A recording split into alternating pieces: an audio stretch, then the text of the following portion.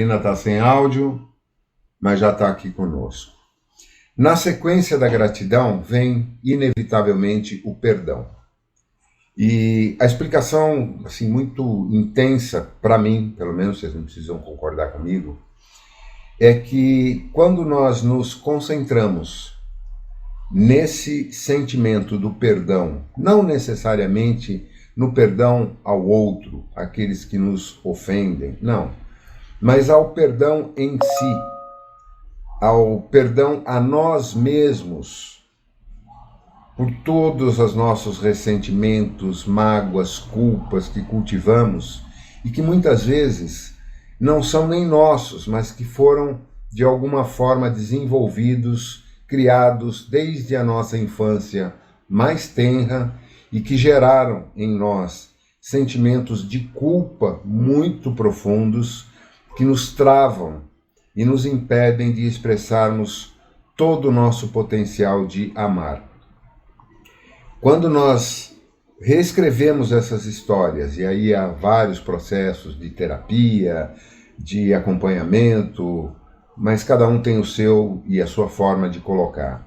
Mas quando nós conseguimos finalmente nos libertar dessas culpas, desses remorsos, desses ressentimentos interiores, nós vamos gradativamente nos tornando mais hábeis e tendo maior facilidade em perdoar, aí sim, aos outros, às pessoas, sejam as mais próximas, as mais distantes, sejam as circunstâncias do mundo que nos envolvem, aqueles que nos traem, aqueles que nos magoam, e exercitando isso continuamente, nós chegamos num estágio tal de perdoar antecipadamente, até aquelas pessoas que não nos fizeram propriamente mal, mas que a gente de alguma forma sente que a relação, seja de amizade, profissional, qualquer que seja, caminha para alguma coisa desagradável, independente de ter ocorrido ou não algum fato,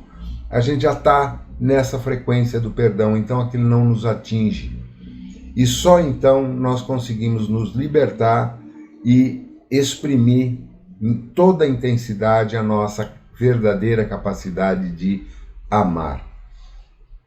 Eu acho que isso é um ponto para a gente estudar, cada um à sua maneira, cada um com as suas referências, mas nos aprofundarmos muito no perdão, porque nesse momento difícil pelo qual estamos todos passando, cada um com suas quizilas, cada um com seus problemas, mas todos estamos passando por desafios importantes e se ainda não estamos, é bom nos prepararmos porque vamos passar. E o perdão é fundamental porque ele nos deixa mais leves e com maior resiliência para enfrentar o que vier pela frente, sem tanto peso, sem tanta dor, tanta angústia, tanto sofrimento, tá? Alguém quer fazer mais algum comentário a respeito de perdão, antes da gente prosseguir agora com a sublei da graça? Fala, Mônica. Então, quero compartilhar com vocês o que aconteceu comigo essa semana. Opa, isso é ótimo. Eu estava me auto-obsediando porque tem uma pessoa que é muito minha amiga e mentiu várias vezes para mim, né? E isso me deixou muito triste, né?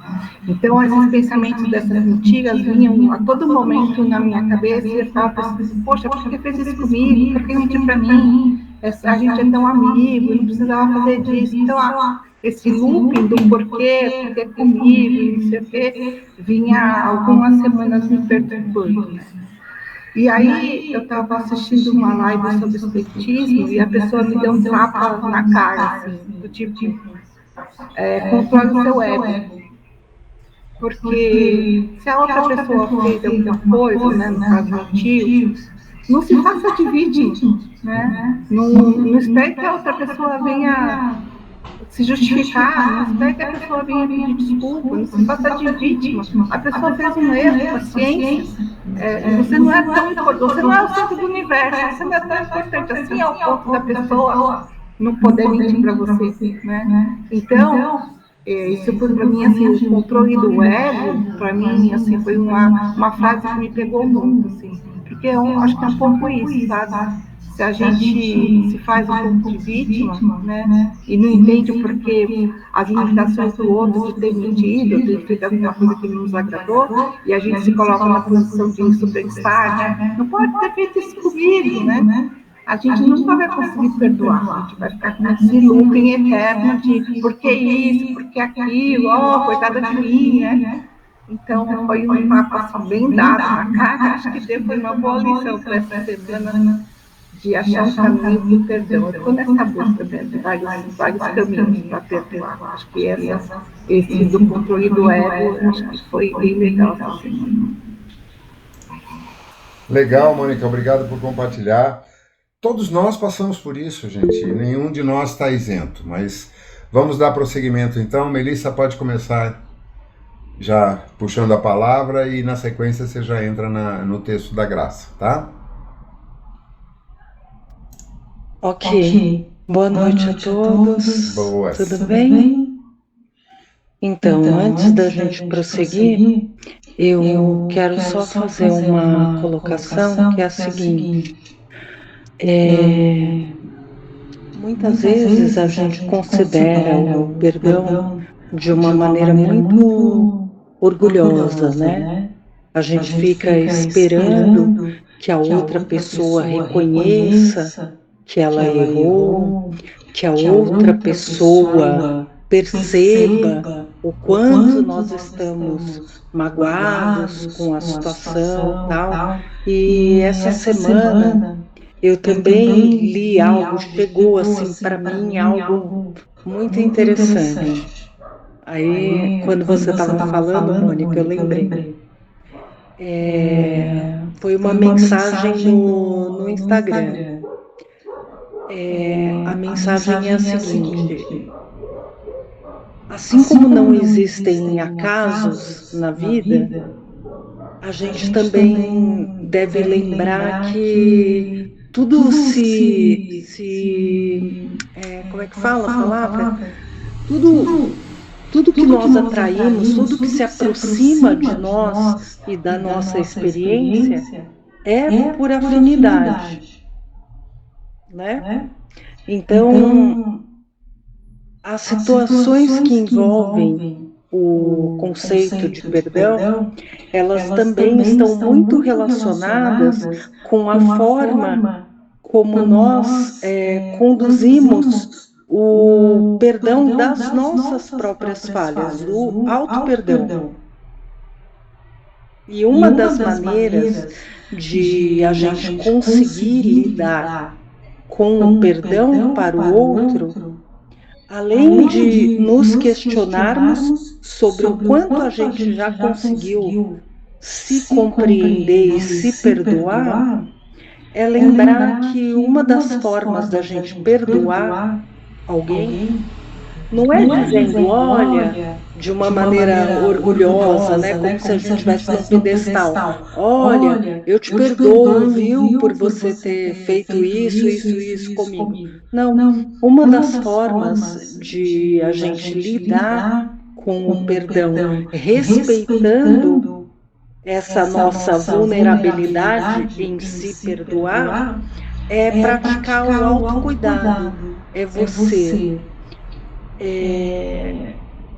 perdoar essa pessoa, ou essa situação, ou essa circunstância, baseado numa questão de autocuidado.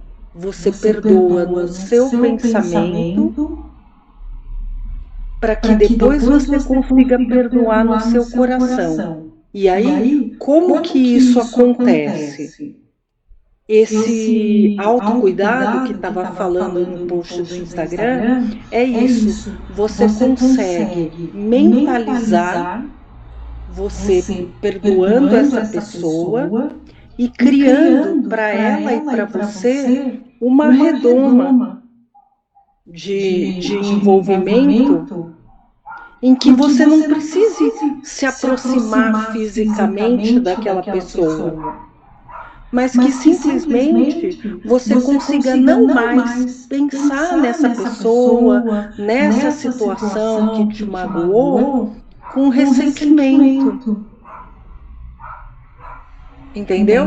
Você começa a transformar isso, começa a transmutar esse sentimento a partir desse exercício de autocuidado, que é, já que eu não consigo chegar pessoalmente nessa pessoa ou suportar que ela venha pessoalmente até mim, para a gente falar sobre perdão, para a gente reviver aquilo que ainda dói, a gente faz isso no nosso pensamento para que depois a gente consiga colocar isso dentro do nosso coração. Então veja como a misericórdia divina ainda permite que a gente tenha mais uma chance. A gente consegue fazer isso através desse exercício de autocuidado, porque às vezes é muito difícil, machuca muito. Você está próximo daquela pessoa, você está próximo daquela situação, você achar que pelo fato de você ver aquela pessoa vai acontecer de novo, entende? Então, esse exercício de autocuidado permite que a gente consiga perdoar de uma maneira mais fácil, digamos assim, menos dolorosa. Era isso.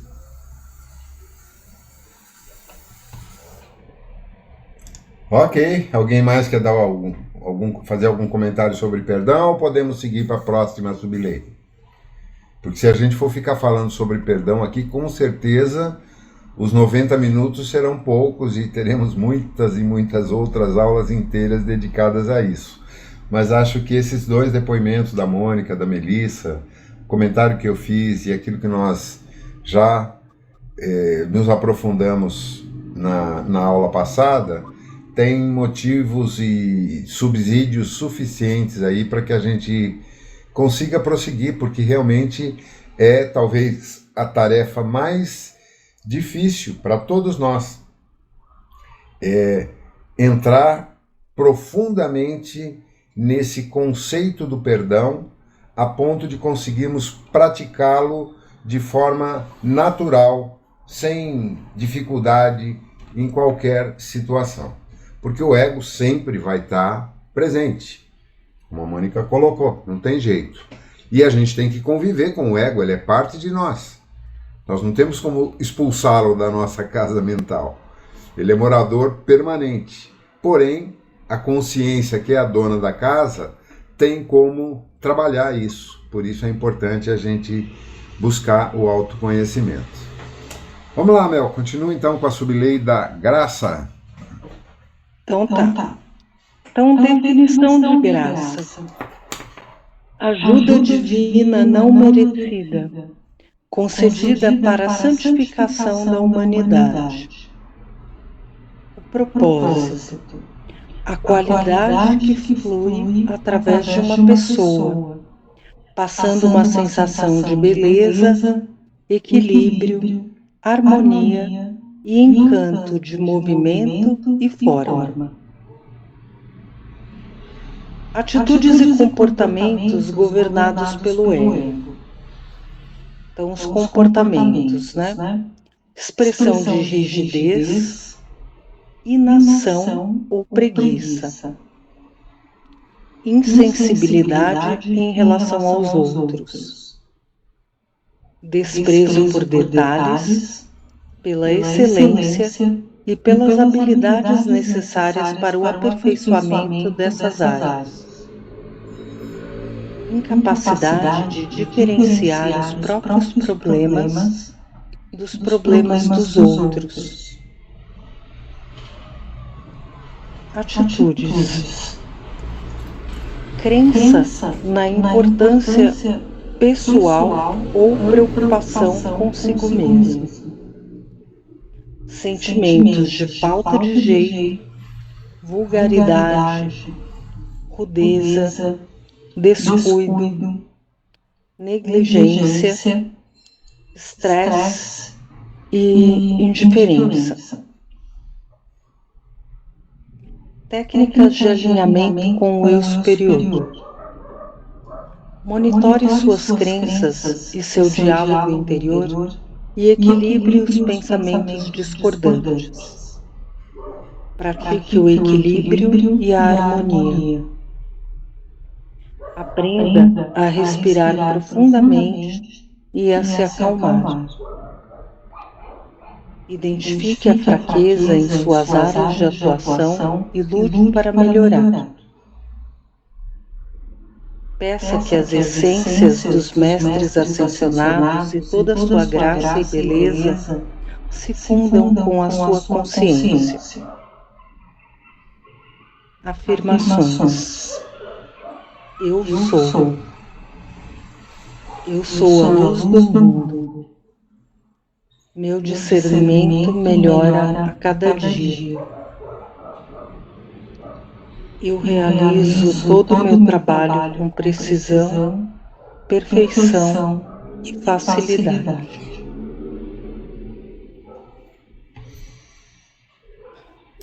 Profundo, né? Muito. Então, eu vou só dar um exemplo para vocês de como a insensibilidade em relação aos outros, ao estresse e à indiferença pode ter consequências terríveis. Eu moro num condomínio que a maioria do povo aqui é ecochato. Então, desde uma folha de árvore que cai, até um grilo atravessando a rua é motivo de confusão, né?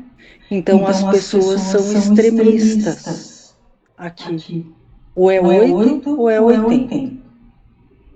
Essa semana, um senhor de 70 chumbo estava dirigindo aqui nas vias, são ruas de terra, tá, gente?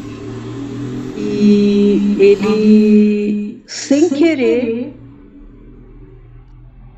freou e tentou desviar de um esquilo, tá? A pessoa que estava no carro de trás parou o carro, desceu, deu um chute no retrovisor do carro dele. E como ele estava com o vidro aberto, deu um tapa nele. Então nós estamos acionando as câmeras de segurança das ruas para poder fazer um boletim de ocorrência, porque ele é uma pessoa idosa. E pelas regras do condomínio, de qualquer tipo de convivência entre seres humanos, isso não poderia ter acontecido. Mas tudo foi por causa do infeliz do esquilo que estava na hora errada e no lugar errado. Então a intolerância das pessoas chega a um nível que vai dar BO. Ou melhor, já vai dar nesse caso, né? E assim, por muito menos do que isso, a gente vê pessoas tirando faca, tirando revólver numa discussão de trânsito, pessoas perdendo o controle umas com as outras, pessoas que não têm o mínimo de empatia pelo que pode estar acontecendo com a outra pessoa quando ela erra, quando ela se distrai, quando ela comete algum ato considerado improvável. Então, infelizmente, manter aqui o estado de graça, que é fazer o seu diálogo interior, equilibrar os pensamentos discordantes, praticar o equilíbrio e a harmonia, tem sido uma prova de fogo para os nossos pensamentos, para o nosso impulso de julgar, para a nossa tolerância. por conta da falta de tolerância, eu estou quase um mês sem carro, porque duas pessoas foram tentar passar em direção contrária e uma delas lanhou meu carro de fora a fora, porque não pôde esperar a outra passar primeiro. Meu carro estava estacionado na rua. Então, quer dizer, a que ponto chegamos? Então, agora eu vou abrir para vocês, porque não adianta a gente ter essas afirmações maravilhosas aqui. Eu sou a luz do mundo, meu discernimento melhora a cada dia, se com coisas desse tamaninho a gente se destempera. Né? Por mais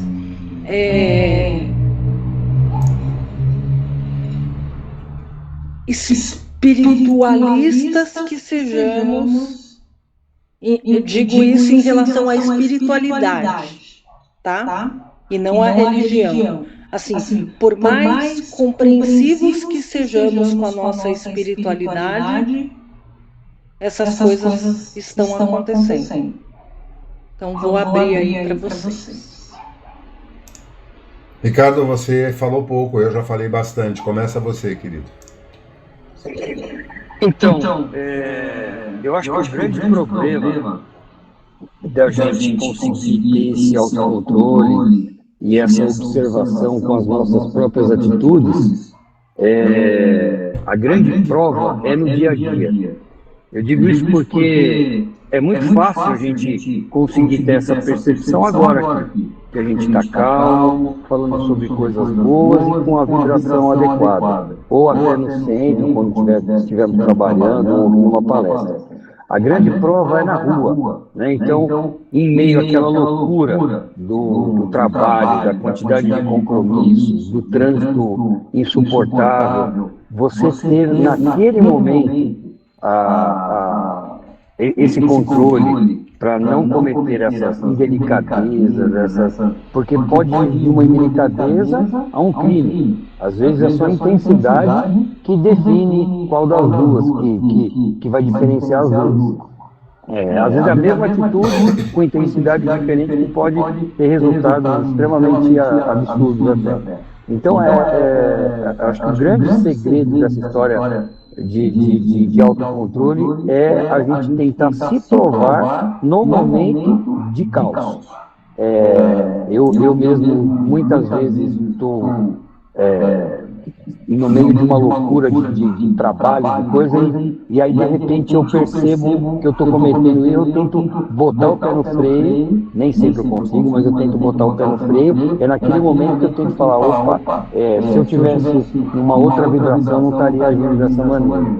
Então acho que é mais ou menos isso.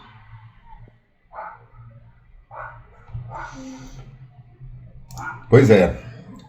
Nós estamos falando aqui exemplos clássicos de falta de inteligência emocional. A grande maioria das pessoas, incluindo nós mesmos, somos muito pouco versados nessa inteligência. Muitos têm a inteligência cognitiva, o QI, elevadíssimo, porém um QE, um quociente de inteligência emocional, próximo de zero. E, com isso, estamos cada vez mais distantes da graça, como foi colocado aqui. Essas provas às quais todos somos submetidos são, a meu ver, oportunidades que a vida nos oferece para exercitarmos isso. Não tem outra forma de perceber. É claro que, diante de uma situação de uma agressão gratuita, seja ela verbal ou física, como que a Melissa relatou, ou que nos trazem prejuízo direto por uma pessoa descuidada, apressada ao extremo, que nos causa um prejuízo sem que nós tenhamos nada a ver com a disputa entre os outros, mas somos nós os afetados, como aconteceu com a Melissa. e tantas outras que acontecem. Eu já relatei aqui para vocês situações nas quais eu me vi assim profundamente envergonhado de mim mesmo pela minha reação quando um carro parado na porta da minha garagem, num dia quente, eu com o carro cheio de coisas que eu precisava colocar na geladeira, e não achava o cara em lugar nenhum, e fui batendo de porta em porta no comércio aqui para tentar identificar, e nada. Até que eu liguei para a autoescola, que era um carro de autoescola, liguei para a empresa e expliquei, dei a placa do carro, até que localizaram, ligaram, e o cara estava sentado comendo num restaurante ao lado aqui e olhando para mim, e eu fui lá dentro perguntar. Quando ele veio agressivo, porque eu tinha reclamado na empresa dele. O que eu deveria ter feito na hora? Pedido desculpas? Talvez. Ignorar? Deixar passar batido? Talvez. Só que eu tenho uma argumentação forte quando eu preciso. Eu sei falar. E aí, por pouco, não acaba numa pancadaria. Porque o cara dava 2 de mim. Era um molecão. Eu sou um idoso. Ia tomar um pau ali no meio da rua de passar vergonha. Isso poderia ter desdobramentos muito mais sérios. Você tá bem, quer falar, depois você fala. A Mira tá reclamando aqui. Mas isso, gente, acontece com todos nós. Em várias situações, e não apenas na rua, não apenas com pessoas estranhas. Quantas vezes não surgem situações extremamente desagradáveis, às vezes até agressivas, dentro de casa, com as pessoas que amamos. Nossos pais, filhos, irmãos, marido, esposa, vizinhos. Por que acontece isso tudo? Porque estamos sendo testados. E nós, principalmente, que temos o privilégio de dedicarmos já há muitos anos, um tempo, pelo menos algumas vezes na semana, para nos dedicarmos ao estudo, a ouvir, ler, participar de atividades ligadas à espiritualidade, somos os que mais somos testados, é óbvio. Os melhores alunos são aqueles que vão prestar as provas mais difíceis. E, além disso, temos que reconhecer que nenhum de nós é flor que se cheire.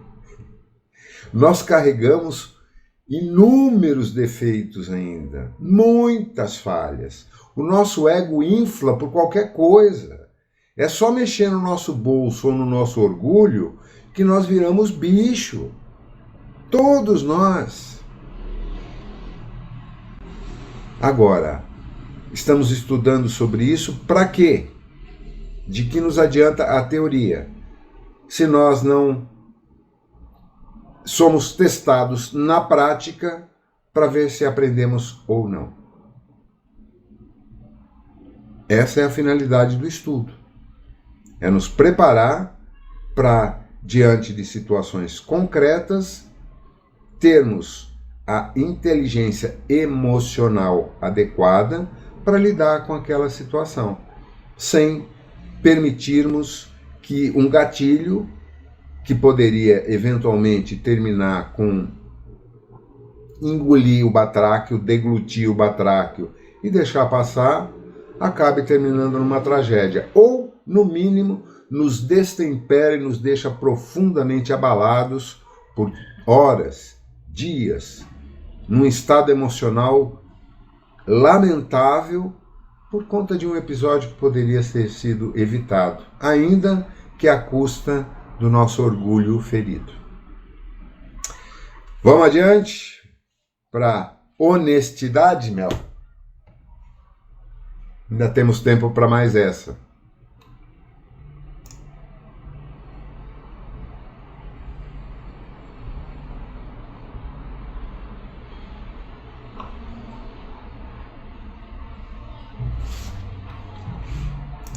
Você está sem áudio.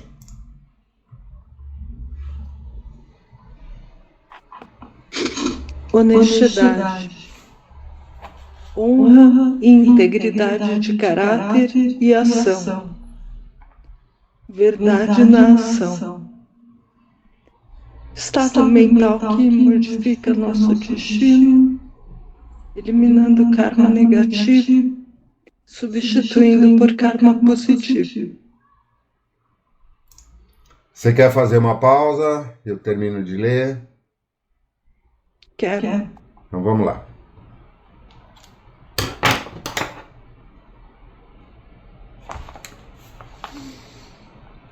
Atitudes e comportamentos governados pelo ego. Necessidade de enganar os outros, viver sob falsas aparências, dedicar-se ao logro, roubar ou tapear os outros. Claro que nenhum de nós nunca fez nada disso, né? Atitudes. Baixar os próprios padrões para se acomodar às pressões. Sentir que precisa se proteger para conseguir o que se quer ou para não ser magoado. Incerteza em relação aos fatos.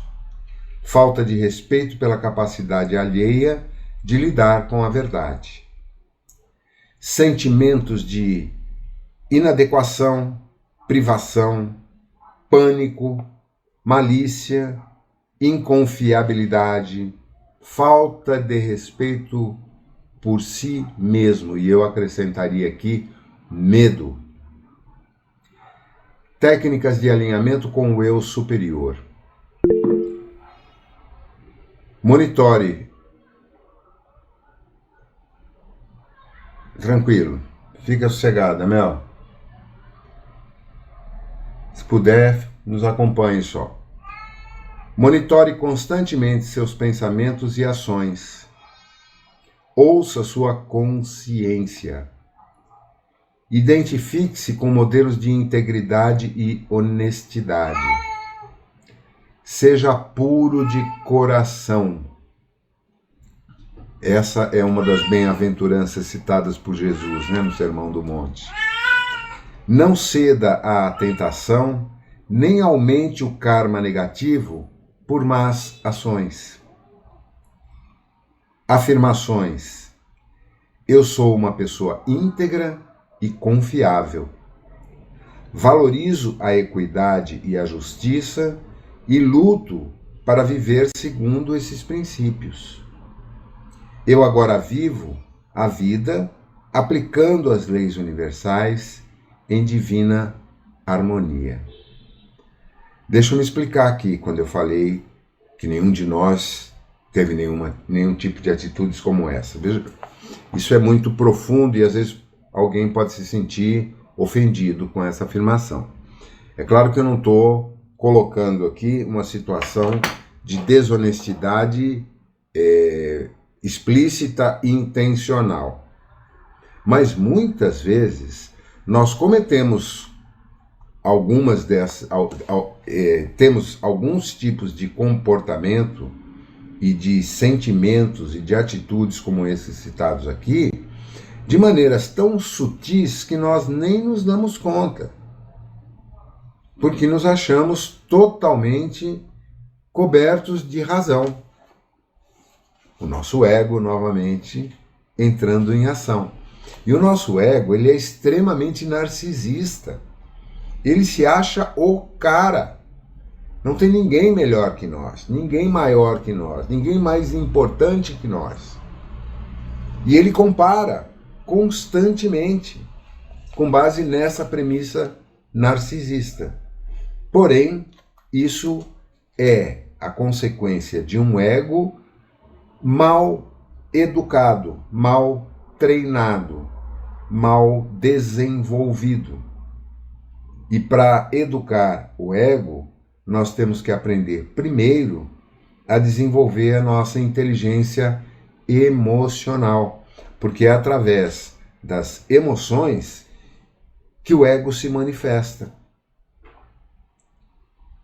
Eu queria fazer uma colocação aqui para definir isso de uma maneira assim bem objetiva.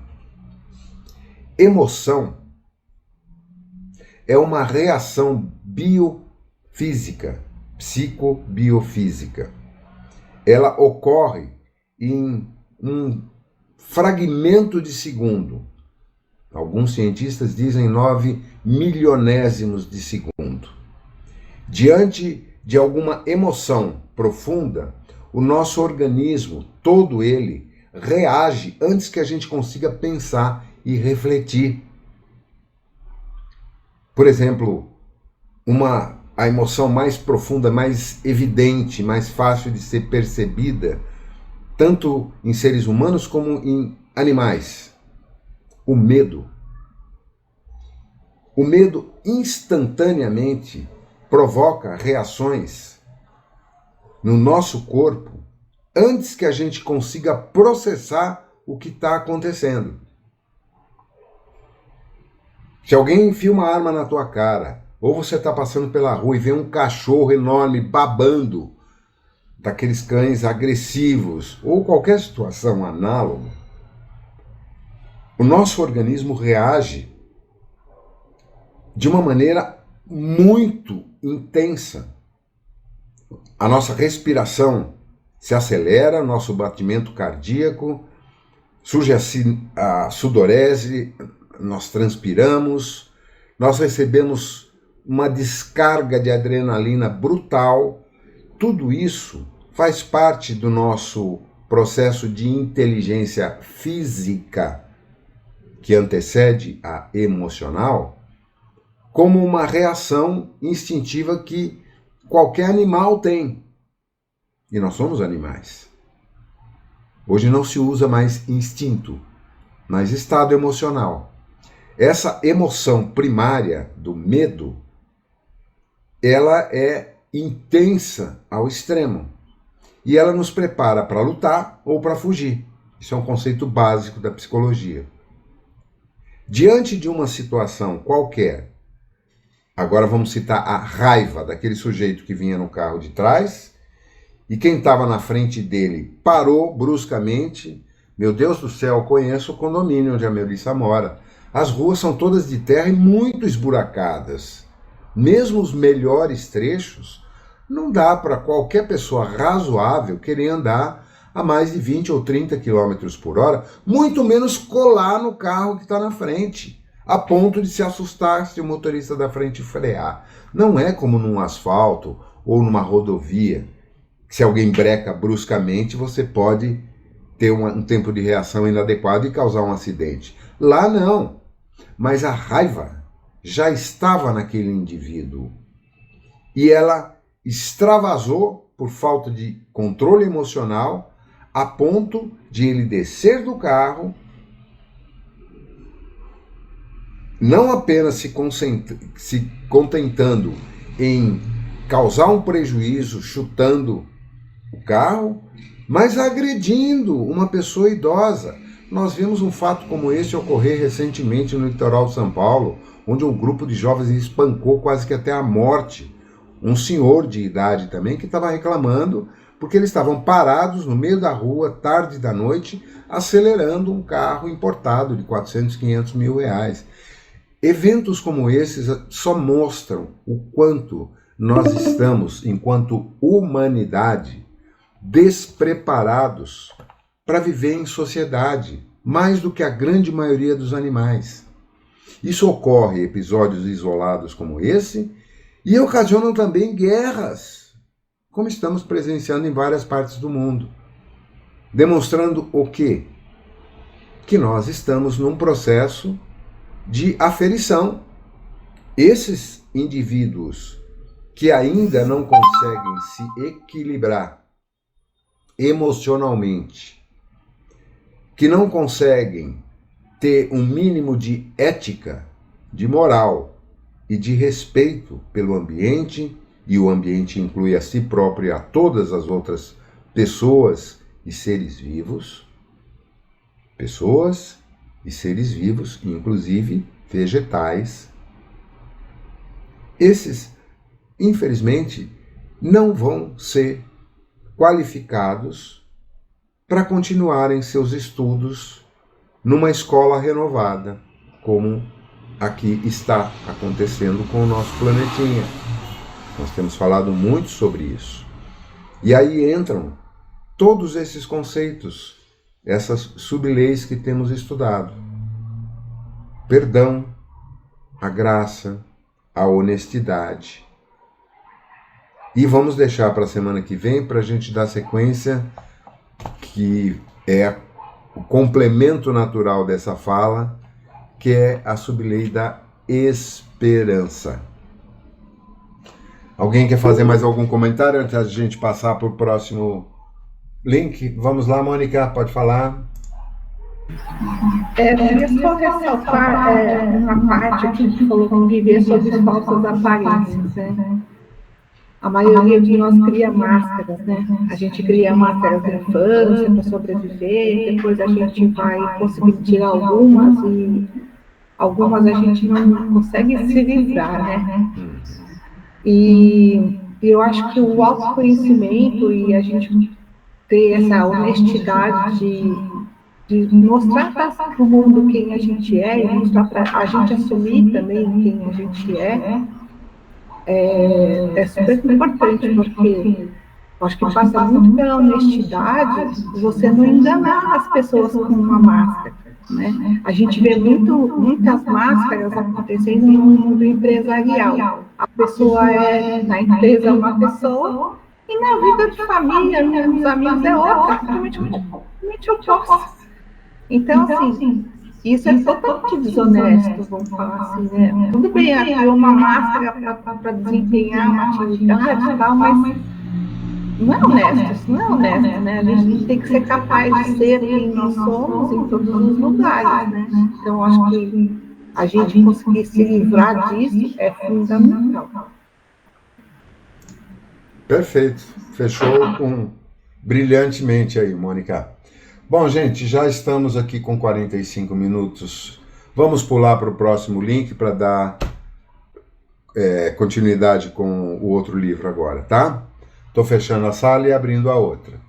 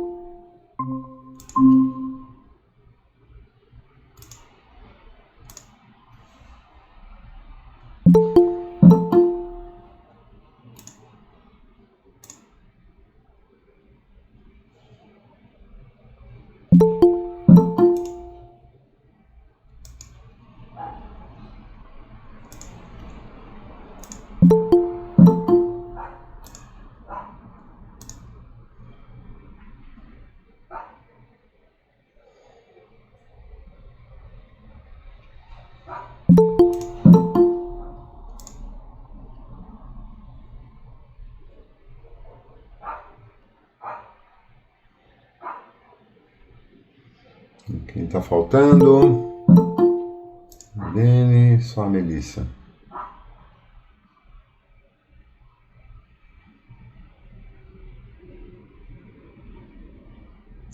Ok, Melissa daqui a pouquinho entra.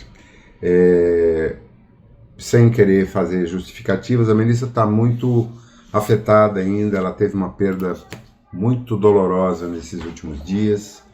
E ela está naquele estágio assim de qualquer beijo de novela lhe faz chorar. Nós estamos tratando de temas difíceis, então é natural que ela se emocione mesmo. Deu para perceber que a voz dela já não estava mais conseguindo se expressar. Marilinha, que surpresa! Não contávamos contigo hoje. Você falou que ia participar daquele curso, né? Sou eu? Não, semana que vem, Zé. Ah, tá. Então fui eu quem me enganei. Desculpa. Tô as duas próximas terça-feira. Então tá bom. Já tá abonada as tuas duas próximas faltas, então. Obrigada. Vamos lá então, gente. Nós vamos começar a abordar agora com o Joseph Gleber um tema muito interessante que afeta muitos de nós aqui, né? Mediunidade e assuntos correlatos. Então, sem mais delongas, ele começa a tratar sobre a vidência. É o item 16, página 67. A pergunta: poderia tecer comentários acerca da mediunidade de vidência, ou seja, sobre as possibilidades de um médium perceber a paisagem, os seres e os objetos do plano extrafísico, estando no corpo ou fora dele? A vidência, ou visão astral, também conhecida como paravisão, por ser de natureza paranormal, pode ser exercitada quando o medianeiro estiver integralmente de posse do corpo físico ou fora dele, em tarefas no mundo astral. Contudo, embora muitos possuam a capacidade de se projetarem na dimensão imediatamente superior à física, não quer dizer que tenham a capacidade da visão extrafísica ou da vidência astral.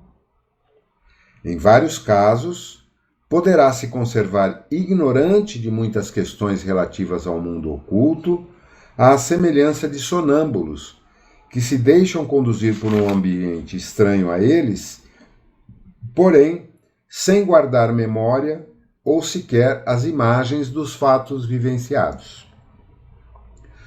Considerando a variedade dos fenômenos originados na estrutura dos corpos perispiritual e mental, podemos dizer que nenhum está confinado aos limites de um ou outro corpo.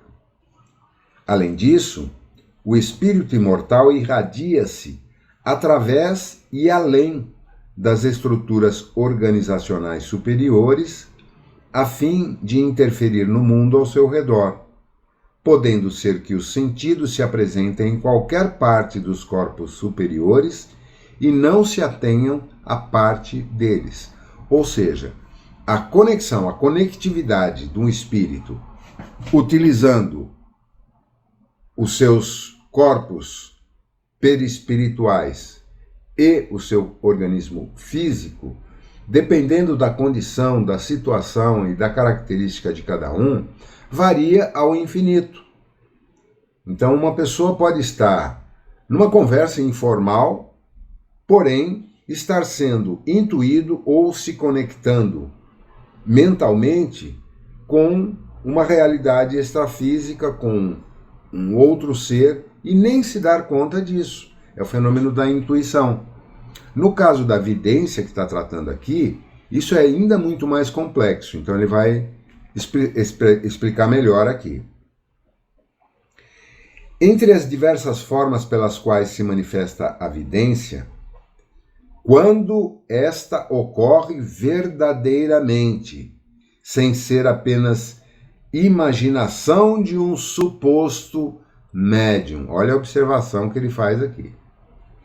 Podemos identificá-la em algumas variações, entre elas: vidência instável, a mais comum por ser fugaz, em flashes e escorregadia, ou seja, são vislumbres, né?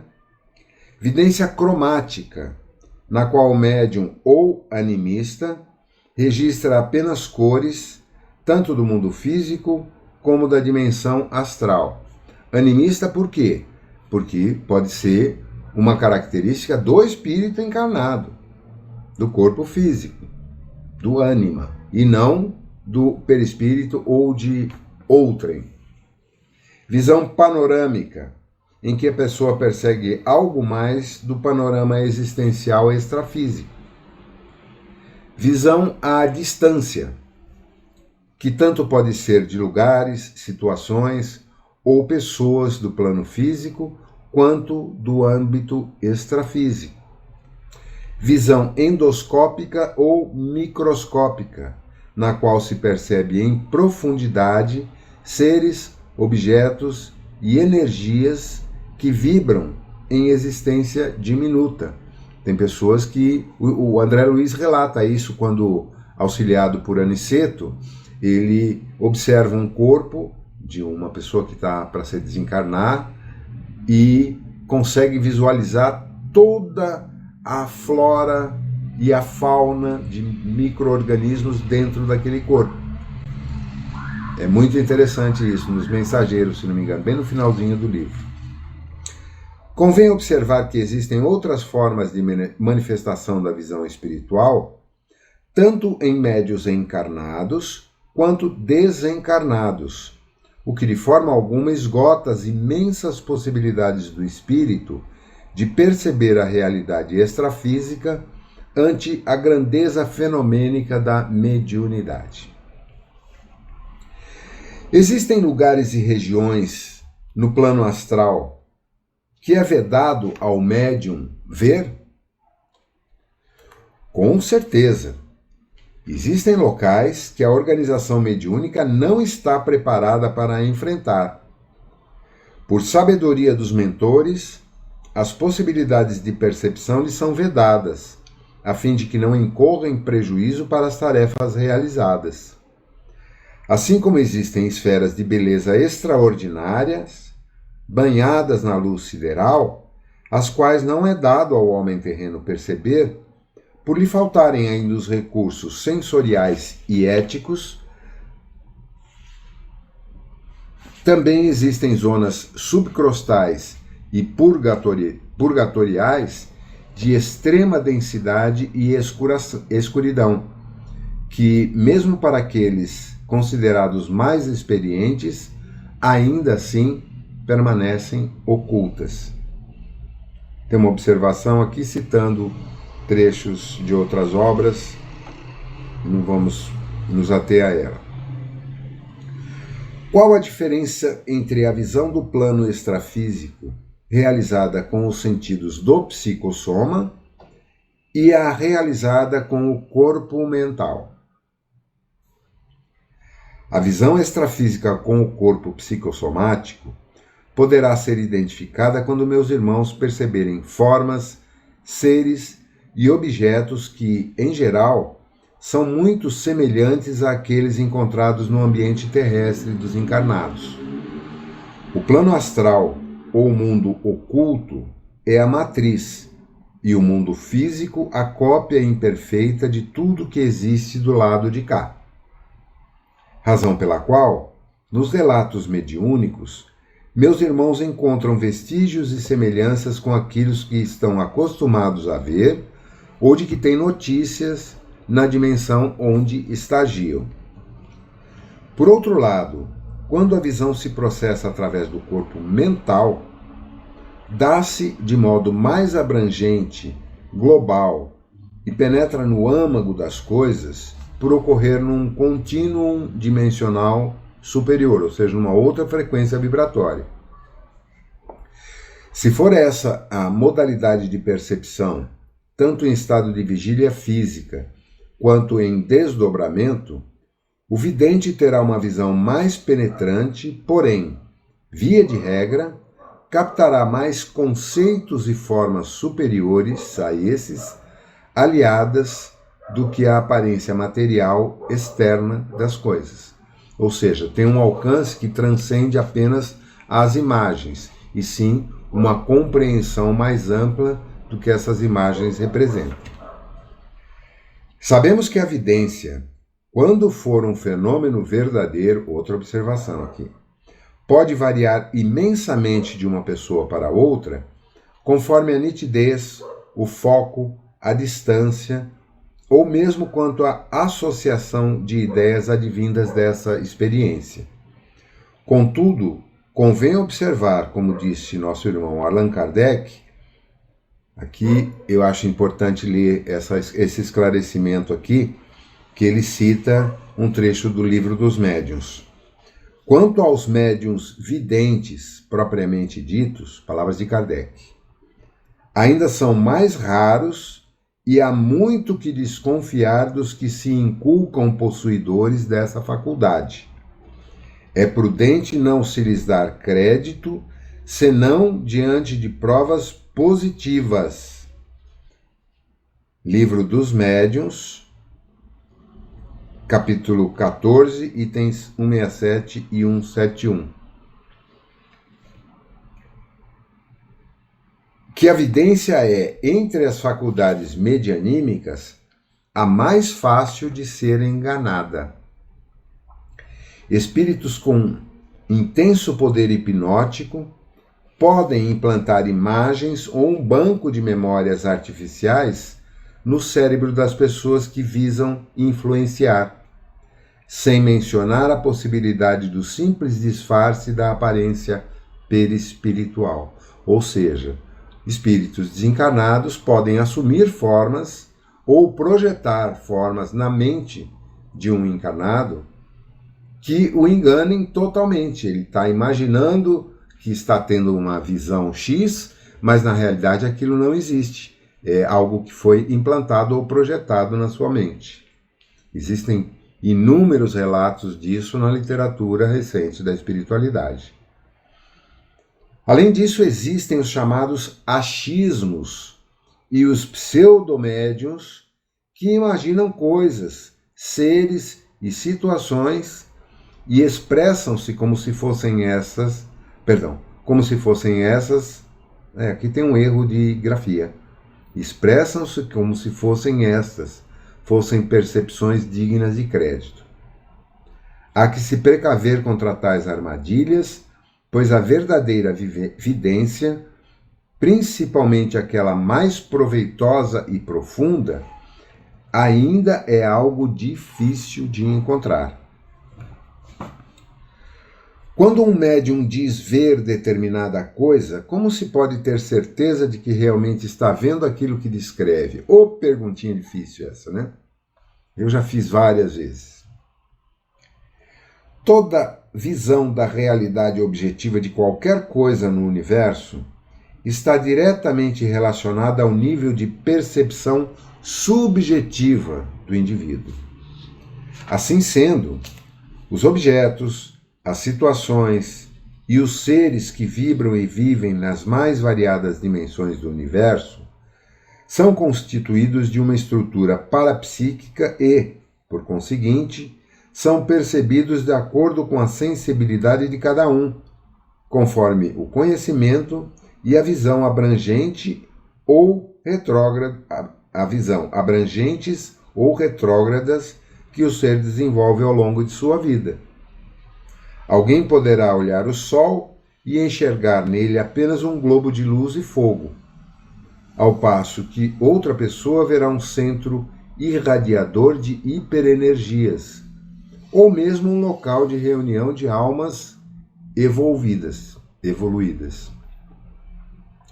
Cada um verá segundo suas possibilidades, e cada pessoa acreditará ou elaborará o que vê de acordo com a própria necessidade de crescimento ou o grau de maturidade consciencial. Se apresentássemos a um habitante do mundo antigo, um romano do primeiro século, por exemplo, algo referente ao século XXI, com certeza ele veria algo bem diferente das imagens mostradas, porque essa realidade não encontraria elementos de ligação com nada que lhe fosse familiar. Ocorre o mesmo fenômeno do caso da mediunidade, e por isso os espíritos benfeitores muitas vezes se utilizam de formas e símbolos comuns aos médiuns. Eu estou me lembrando aqui de um filme que fez assim, um estardalhaço alguns anos atrás. O título em inglês era What Bleep Do You Know? Eu estou tentando me lembrar agora qual era a tradução em português. E que aborda conceitos de física quântica, entrevista vários físicos, parapsicólogos, médiuns do mundo inteiro. E a atriz principal era uma atriz inglesa, britânica, muda.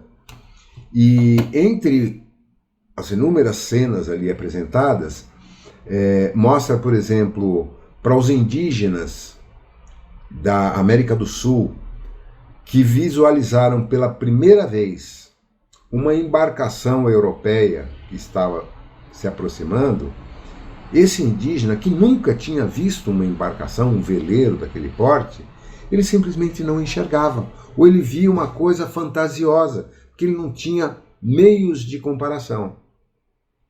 Hoje, qualquer pessoa minimamente informada, se defrontar com o avistamento de um fenômeno voador não identificado, um UFO, um disco voador, nós estamos tão preparados pela ficção, pelos comentários, que não seria difícil, como não é, associarmos isso a uma nave extraterrestre. Mas para alguém na Idade Média, isso não faria sentido, ela não conseguiria identificar. Da mesma maneira, muitas informações, lugares que são apresentados a médiuns pelos espíritos que os orientam. Quem somos nós? Obrigado, Mel. É meu backup. Ela nunca... Quem somos nós? É o filme ao qual eu me referia. E essa pessoa não teria como parâmetros para identificar. Então, muitas vezes os médiuns se utilizam de símbolos. O exemplo mais clássico disso é o livro de Revelações, de João, o livro do Apocalipse, em que todas as cenas que ele descreve são conforme a sua capacidade intelectiva e visual daquele século. Todas as descrições que ele faz são figurativas, porque ele não tinha parâmetros para comparar. Daí aquela linguagem tão rebuscada e tão difícil de nós hoje entendermos em profundidade. Aqui tem uma recomendação interessante que eu acho que todos deveriam ler depois, tá? Sobre essas formas e símbolos. É necessário compreender que cada um possui a revelação da verdade adequada à sua verdade pessoal e a capacidade de interpretar essa mesma situação. Olha que importante isso. O mesmo fato observado por duas pessoas diferentes vai representar duas interpretações, tanto no plano físico quanto no plano espiritual. Se nós aqui estivéssemos ao redor de um elefante, bem próximos a ele, cada um estaria vendo apenas uma parte do elefante. E se nunca tivéssemos visto um elefante antes, a imagem de um elefante, a gente não saberia, as descrições de cada um não dariam para criar a imagem do todo. Percebem? A gente percebe isso até num ditado popular: quem conta um conto aumenta um ponto. O mesmo fato observado por várias testemunhas vai ter várias interpretações diferentes. Isso é um princípio básico da investigação policial. E ocorre também no plano oculto da vida. Sobre o tópico visão versus interpretação, debruça-se ardorosamente a filosofia da ciência. Há uma máxima bastante popular, geralmente atribuída a Nietzsche, que exprime bem o adjetivo da pós-modernidade, contra o positivismo, que para no fenômeno há apenas fatos. Eu diria, não fatos, é precisamente o que não há, apenas interpretações. Exatamente o que eu coloquei aqui. Por isso, as questões espirituais mais complexas vêm ao conhecimento de meus irmãos de maneira gradativa e por meios distintos, por médiuns diferentes, a fim de parcelar o caudal de informações, tornando-as compreensíveis ao entendimento de meus irmãos. Podemos considerar que, se uma pessoa se equivoca diante de fenômenos corriqueiros da vida física, que dizer então quando se coloca em relação com um mundo mais amplo, populoso e rico do que aquele onde está acostumado a se locomover e viver, como o plano extrafísico? Ainda que possua alguma lucidez do plano extrafísico, o sensitivo poderá se equivocar quanto à interpretação dos fatos vivenciados ou percebidos, pois o banho de informações, de cultura e costumes que recebe no plano dos encarnados costuma produzir no corpo mental e no cérebro perispiritual uma espécie de hipnose dos sentidos, a qual induz a diversas ilusões. A tais equívocos na interpretação dos fatos é que se deve estar atento o médium que se diz vidente, tanto quanto aqueles que estão gravitando ao redor de suas revelações. Então aqui, gente, esse alerta é de extrema importância e temos alguns minutinhos. Terminamos essa parte, nós vamos, semana que vem, falar sobre perda ou suspensão da mediunidade. Mas ainda falando sobre a vidência. Isso também vale para audiência, clareaudiência, o que for. Nós temos, por natureza, no meio espírita, uma atitude que vem dos primórdios do desenvolvimento e do estudo da doutrina aqui, onde pessoas ainda despreparadas, que não tinham, e muitas ainda hoje não têm, um conhecimento profundo das obras de Kardec, não leram sequer todas as obras de Kardec, ou leram apenas as obras de Kardec, nunca leram mais nada que veio depois, e que têm uma visão muito limitada a respeito de conceitos, de situações e de informações mediúnicas, levando muitos a uma atitude crédula ao extremo e achar que qualquer espírito que se comunica através da mediunidade é um espírito elevado, superior, pelo menos um pouquinho acima daqueles que estão na plateia. Isso não é verdade. O lado de lá, quando conectado ao lado de cá, através da mediunidade, em especial num ambiente de uma casa espírita aberta ao público, que não é apenas dedicada a estudos aprofundados, a pesquisa, a desenvolvimento, ela tem pessoas nos mesmos níveis, nos dois planos, inclusive médiuns,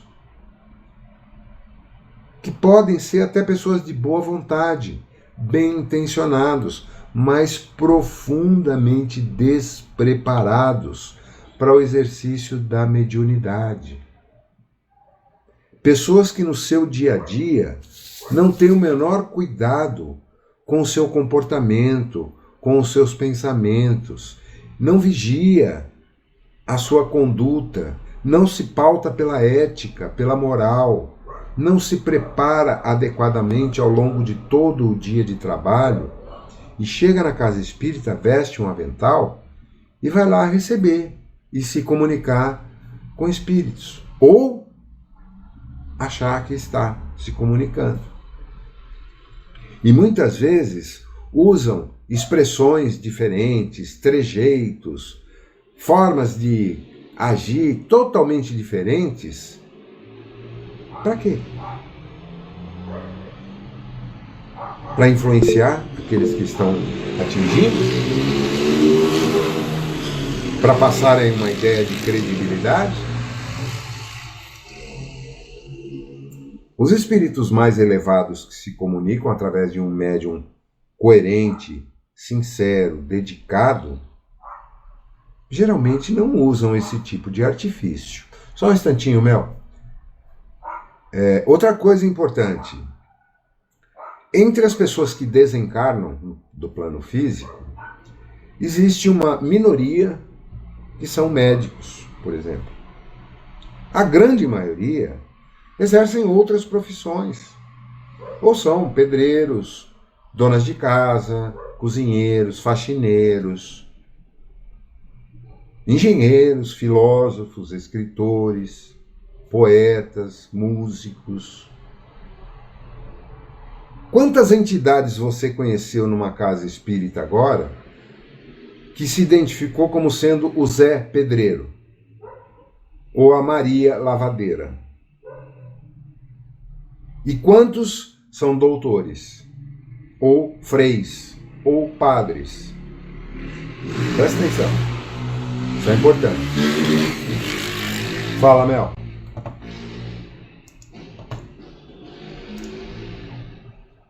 Só queria relembrar aqui que quando a gente começa a trabalhar com a nossa mediunidade, principalmente quando é colocado assim,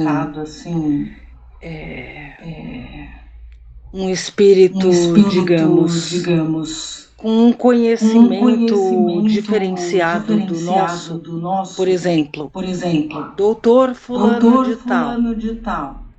A gente também tem que tomar cuidado, porque muitas vezes o nosso arsenal de conhecimento não é compatível com o arsenal de um doutor, né? Então, de repente, a pessoa chega para um assistido e fala assim, olha, fica tranquilo, eu vou tirar os seus chakras. Eu quase tive um treco. Eu pensei, eu tinha certeza que você ia lembrar disso. Eu vou desencarnar aqui na maca. Eu vou desencarnar aqui na maca. A gente vai ter um fenômeno de comunicação em corpo presente, quase, né? Não me comparando ao Allan Kardec, claro, mas assim, um fenômeno espiritual único. Porque a pessoa era o doutor fulano de tal e falou para uma pessoa, no caso eu, profissional de saúde e terapeuta holística, que ia tirar os meus chakras. Eu fiquei desesperada. Eu estava louca para sair da maca e não podia.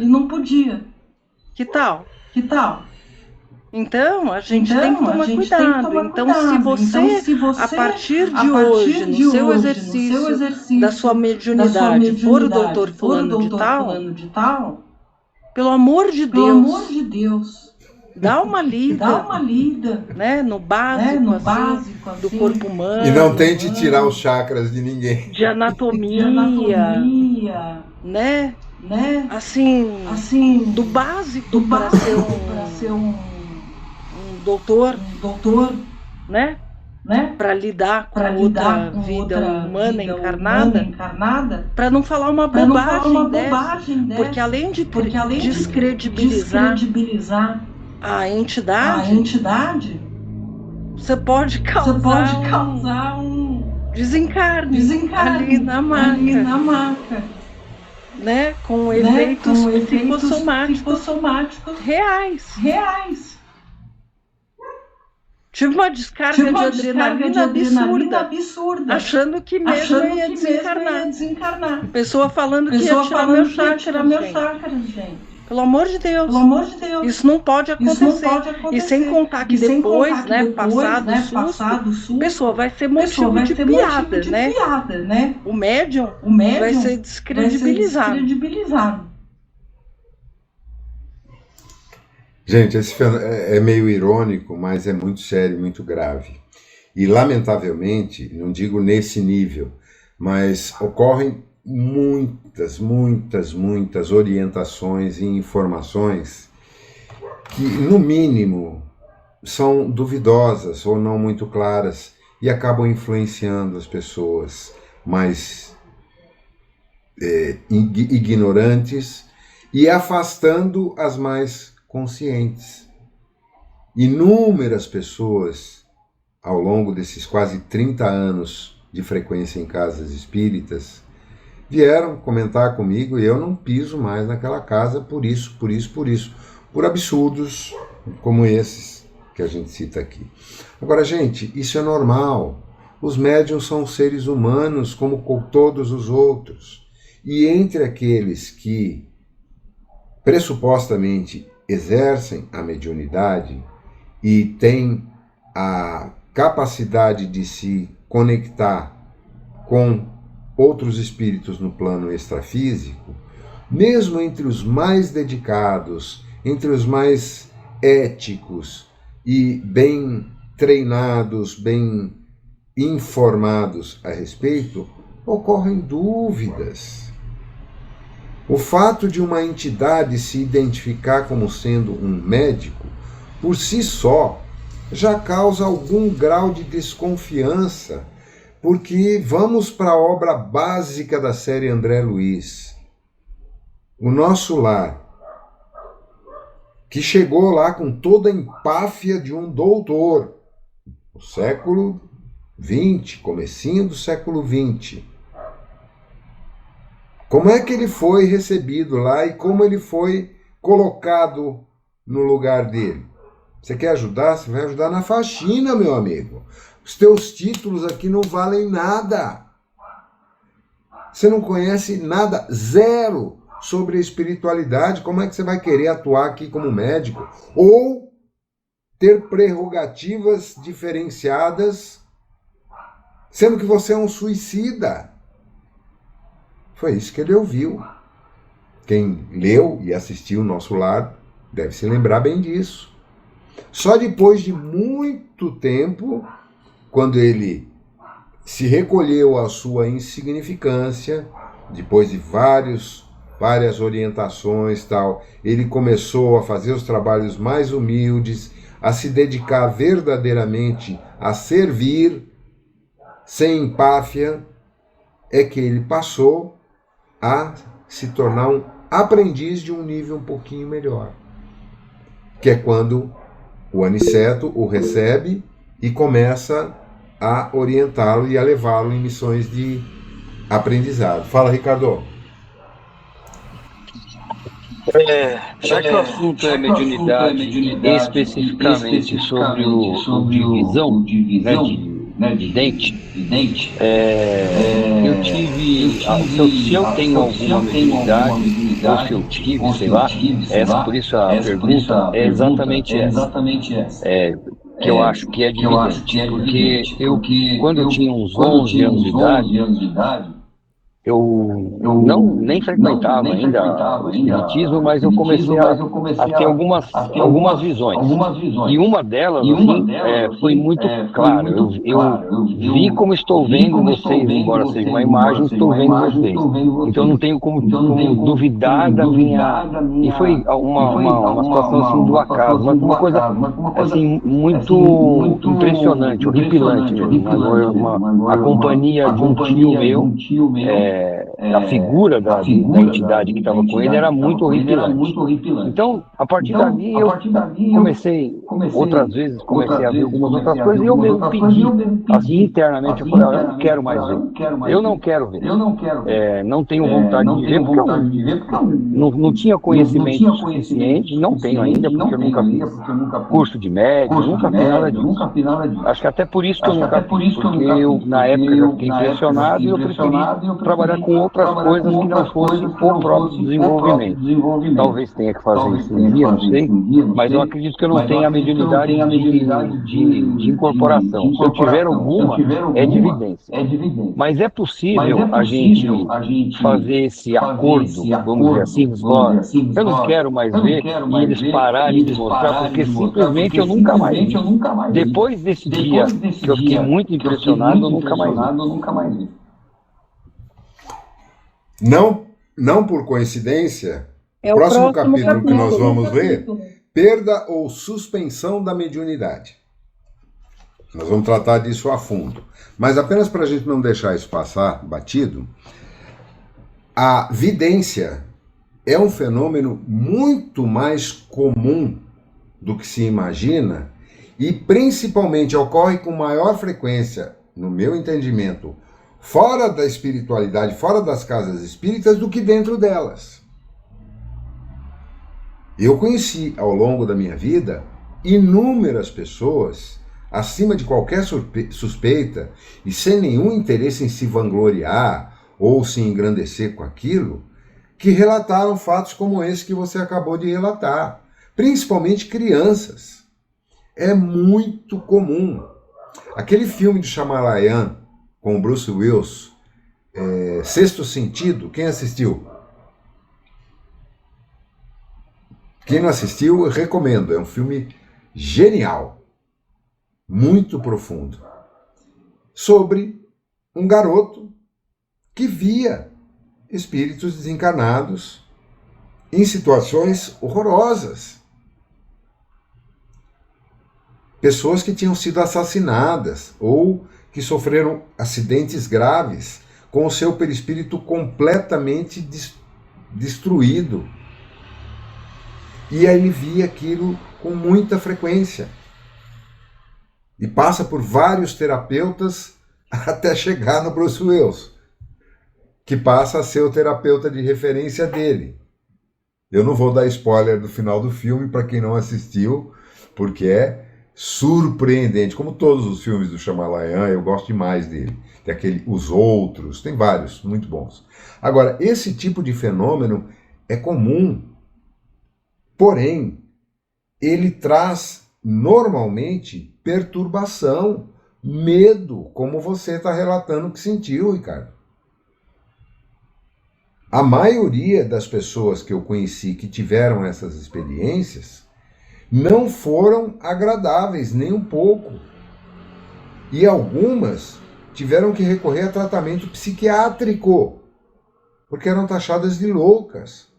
Quanta gente não foi medicada, drogada ou internada por conta de uma vidência descontrolada? Tem inúmeros relatos disso, tanto documentados cientificamente quanto na ficção.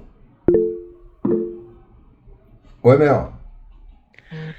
E só para poder ilustrar, a grande maioria dos casos de saúde mental está ligado a fenômenos espirituais da mediunidade. Sim. Só que como a gente trabalha, quer dizer, a gente não, eu, né? Como eu trabalho na área da saúde, a gente não pode falar abertamente sobre religião, sobre fenômenos espirituais, a menos que o paciente deu uma abertura. Mas graças a Deus, isso está mudando, porque na USP já existem setores específicos voltados para o estudo da mediunidade, voltados para o estudo da espiritualidade e sua relação com as doenças. Eu, inclusive, hoje fui visitar um instituto que ele realiza terapias baseadas em psicanálise e espiritualidade. É uma experiência incrível. Muito legal, recomendo. Depois eu vou deixar as referências para vocês. Existe a possibilidade de fazer uma inscrição para um pacote de terapias gratuito, tá? É o que eu estou participando agora. E eu recomendo. Eu acho que, pelo menos para conhecer, é uma experiência que vale a pena. Legal. Antes de passar para você, Mônica, só uma coisinha. Hoje, no Brasil em especial, mas também em alguns países europeus e até nos Estados Unidos, existe um segmento da medicina que já aceita como inequívoca a existência de um plano extrafísico, de uma dimensão além da dimensão material. A física quântica e a neurociência já não têm mais dúvidas com relação a isso. Claro que existe a ortodoxia que ainda limita um pouco. Aqui no Brasil nós temos união de médicos espíritas em quase todos os estados. Inclusive aqui em São Paulo, no Hospital das Clínicas. Nós temos o Reiki já entrou, se não me engano, no mês de janeiro ou no final do ano passado, ele já passa a ser recomendado e pago pelo SUS. Você sabia disso, Mel? Já faz alguns anos já. Desculpa, eu não sabia. Para mim foi novidade. Eu fiquei sabendo recentemente. Bom, com você, Mônica. Então, eu queria falar para o Ricardo, né, que ele perguntou se dá para fazer acordos, né? Dá para fazer acordos. Eu me desenvolvo como médium há algum tempo, né? Assim, vou falar assim, faz 3, 4 anos. E quando eu comecei, eu ouvia justamente esses relatos dos espíritas, que eu tinha muito medo de espíritas, né? Aí eu ouvia esses relatos dos espíritas que falavam que viam coisas horrorosas, né? E eu, então, falava assim, gente, eu não quero ver isso nunca. Deus me livre, né, de ver alguma coisa. Mas aí eu comecei a trabalhar como médium, comecei a dar passe, comecei a trabalhar em mesas e tal. E aí eu comecei a sentir falta de ver as coisas, porque ver as coisas, né, ter evidências, agiliza muito o nosso trabalho, né, como médium. Então, eu fiz, de repente, eu senti essa necessidade e eu fiz um acordo com eles. Olha, então vai me mostrando aos poucos o suficiente que eu consiga não me apavorar, mas o suficiente para que eu consiga entender, né? E melhorar meu conhecimento e poder ajudar as pessoas. Então, hoje eu vejo, quando estou trabalhando, eu vejo os órgãos das pessoas, então eu vejo o cérebro, eu vejo o fígado, eu vejo o rim, tem alguns órgãos, os órgãos sexuais eu vejo bem. Então, tem algumas coisas do corpo humano que eu vejo muito bem, porque eu trabalho com cura, e também quando eu me desdobro para fazer limpeza na casa de alguém, ou ir trabalhar num hospital que alguém esteja internado, eu consigo ver muito bem. Então, eu consigo entrar no ambiente, eu não vejo a cena por completo, mas eu vejo imagens suficientes para que eu saiba o que eu preciso fazer. Então, dá para fazer esses acordos, dá para a gente ir trabalhando a mediunidade da evidência, assim, aos poucos, para a gente não se assustar muito, né? E esse negócio de falar assim, eu vi uma coisa horrorosa, é porque o horroroso vai ao encontro do texto, né? O horroroso que a gente vê é porque é um desconhecido para a gente. O nosso belo aqui é diferente do belo de lá. Então, quando a gente vê, de repente, um ser de outra dimensão, outro extraterrestre e tal, para nós é muito feio, porque não está dentro dos nossos padrões anímicos, né? Então a gente olha e fala, Deus me livre, que coisa mais feia, né? Mas é porque a gente compara com o que a gente tem. Então essa comparação é ruim para a gente. Então a gente tem que realmente tirar esses conceitos de feio, bonito e tal, né? Geralmente o que a gente vê, às vezes, não é tão comum para a gente, por isso que a gente se assusta um pouco. E num texto que a gente leu, no comecinho, logo no comecinho, ele diz que a mediunidade da visão é uma paranormalidade, ou seja, a gente pode treinar a paranormalidade da evidência, né? A evidência é uma paranormalidade, não depende da mediunidade estando ligada a outros espíritos. Então, a gente pode treinar isso, porque isso é comum. A gente deve, acho que, incentivar as pessoas, né, a usar a evidência, assim como a telepatia e outras faculdades que são inerentes ao ser humano. Mas acho que tem muito preconceito, assim, porque as pessoas usaram muito mal, falaram coisas que não deveriam falar, quando viram as coisas. Eu acho que existe muito preconceito sobre a evidência, né? Então, às vezes a pessoa até enxerga, mas ela fica tão calada porque ela tem medo, né, de falar que ela é evidente ou tal, né? Então, Mônica, eu vou te interromper um pouquinho. Eu acho que seria muito interessante para todos nós que na próxima aula a gente abordasse um pouco mais esse tema, partindo de alguém que está aqui no grupo compartilhando experiência. Não a doutora a Mônica, que está relatando uma experiência pessoal que o Joseph acaba de colocar aqui, microscópica e endoscópica, tá? Vamos deixar isso pendurado na pauta para a gente não estender muito mais o horário. E, Mel, rapidinho, você concluindo aí. Aproveita e já faz o encerramento para nós, vai? Uma coisa é uma coisa e outra é outra. É o seguinte, só para poder ilustrar, gente, o programa de incentivo a terapias complementares e integrativas no SUS, ele existe desde 2006, a portaria, tá? E existem várias outras práticas, então a acupuntura, o reiki, a homeopatia, a imposição de mãos, o toque terapêutico. Existem várias práticas que são adotadas pelo SUS como formas de tratamento, mas que não são tão divulgadas quanto deveria. E uma notícia boa para quem é da região, a Prefeitura de Taboão da Serra vai começar a investir nesses tratamentos e eu fui chamada para uma pesquisa.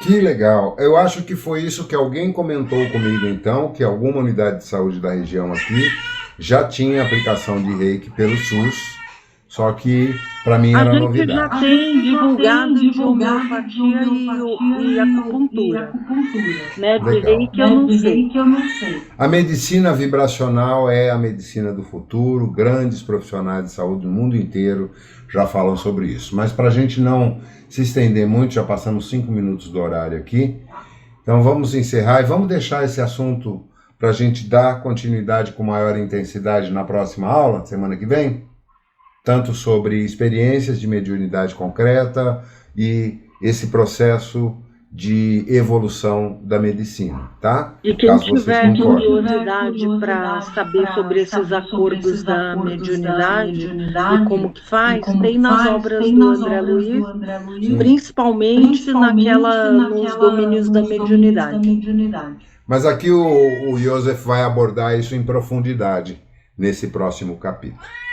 Então vamos agradecer mais uma vez a todos os nossos queridos que estiveram aqui conosco hoje, a paciência da minha impaciente gatinha aqui, que também está querendo participar da conversa, Dona Mira, e vamos agradecer em especial aquela que tem para nós o sentimento de mãe que representa todas as mães, nossa querida Maria de Nazaré, a quem pedimos que nos proteja, que ilumine o nosso sono e nos dê uma noite tranquila e um dia bem calmo amanhã.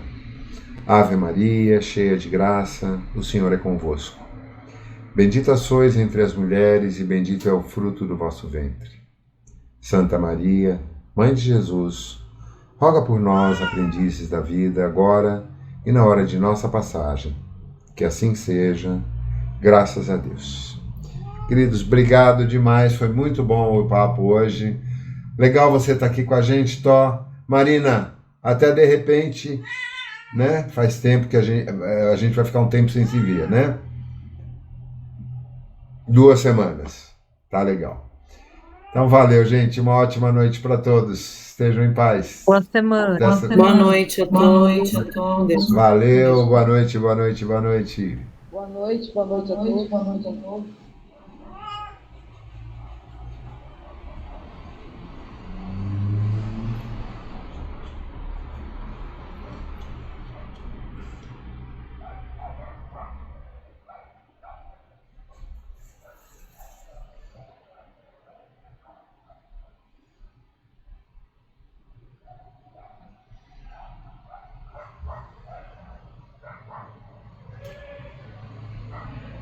E aí? Passou? Não vai passar.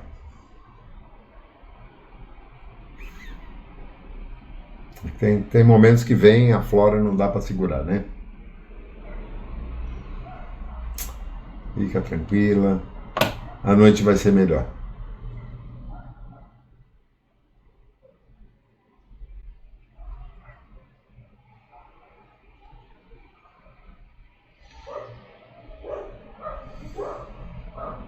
Quer falar alguma coisa? Então, tranquilo. Vai descansar. Amanhã a gente se fala. Tá bom? Dorme em paz.